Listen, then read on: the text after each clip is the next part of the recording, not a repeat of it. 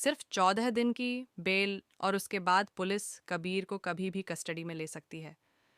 इसी डर के बीच कहानी में शुरू होता है एक ऐसा सीक्रेट प्लान जो सब कुछ बदल सकता है। कबीर इस समय बेहद डरा हुआ है, क्योंकि परशुराम की दी हुई चेतावनी उसके दिमाग में लगातार गूंज रही है। उसे हर पल यही डर सता रहा है कि अगर शालिनी ने केस वापस नहीं लिया तो उसकी मुश्किलें और भी बढ़ सकती हैं। उधर जब संकल्प को पता चलता है कि कबीर ने एक बार फिर शालिनी को किडनैप करने के लिए गुंडे भेजे थे, तो वह बुरी तरह गुस्से में आ जाता है। संकल्प कबीर को साफ शब्दों में चेतावनी देता है कि उसे सिर्फ 14 दिन की बेल मिली है और अभी तक उसके खिलाफ दर्ज एफआईआर भी वापस नहीं हुई है। ऐसे में अगर उसने कोई और गलती की तो सीधा जेल जाना तय है। संकल्प को समझ आ जाता है कि अब मामला बहुत नाजुक हो चुका है, इसीलिए वह एक नया प्लान बनाता है। संकल्प चाहता है कि किसी तरह शालिनी को मना कर केस वापस लेने के लिए तैयार किया जाए, ताकि कबीर की जान बच सके। लेकिन दूसरी तरफ कबीर की घबराहट लगातार बढ़ती जा रही है। उसे डर है कि जैसे ही बेल के 14 दिन खत्म होंगे, परशुराम उसे सीधे पुलिस कस्टडी में भिजवा देगा। यही वजह है कि संकल्प और ओमकार दोनों मिलकर तय करते हैं कि अब हर कदम बहुत समझदारी और शांति से उठाना होगा, क्योंकि शालिनी इस घर की बेटी है और कबीर इसी घर का होने वाला दामाद। इसी बीच एक और बड़ा सीन देखने को मिलता है, जब कुछ गुंडे शालिनी को परेशान करने की कोशिश करते हैं। तभी परशुराम वहां पहुंच जाता है और उन गुंडों से भिड़ जाता है। वह पूरी ताकत से शालिनी की रक्षा करता है।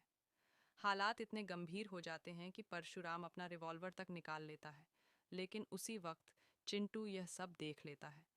चिंटू के हाथ में बंदूक देखकर परशुराम तुरंत उसे समझाता है कि यह गन और रिवॉल्वर जैसी चीज़ें बच्चों के खेलने की चीज़ नहीं होती।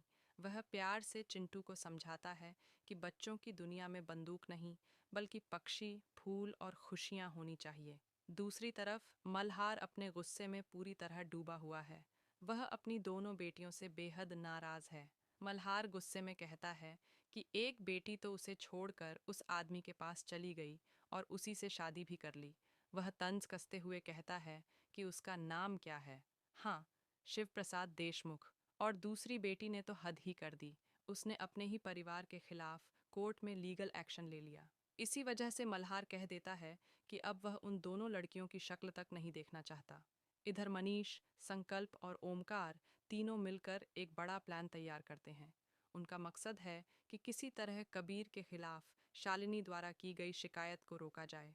मनीष इस प्लान को अंजाम देने के लिए अपने भाई साहब मल्हार को शालिनी के घर भेजने का फैसला करता है, ताकि वह उन्हें शादी में इनवाइट कर सके। दरअसल शिव प्रसाद ने भी साफ कह दिया था कि अगर शालिनी के पिता को न्योता नहीं दिया गया तो वे इस शादी में नहीं आएंगे। मनीष को लगता है कि अगर मल्हार खुद जाकर उन्हें निमंत्रण देगा तो शायद वे इस रिश्ते के जाल में फंस जाएं। इसी बीच शिव प्रसाद शालिनी से वादा करता है कि अगर उसके पिता उनके घर आएंगे तो वह भी शालिनी के घर जरूर जाएगा। अब मनीष दीक्षित का यह पूरा प्लान धीरे धीरे शुरू हो चुका है, लेकिन असली सवाल अब भी वही है। क्या शालिनी इस प्लान को समझ पाएगी? क्या इस घर का होने वाला दामाद शिव प्रसाद इस पूरे मामले में शामिल होगा? और सबसे बड़ा सवाल, क्या परशुराम शालिनी को मनीष के इस खतरनाक जाल से बचा पाएगा? कहानी में आगे क्या होगा, यह जानने के लिए देखते रहिए मिस्टर एंड मिसेस परशुराम, जहां हर मोड़ पर नए राज खुलने वाले हैं और हर किरदार की असली सच्चाई सामने आने वाली है।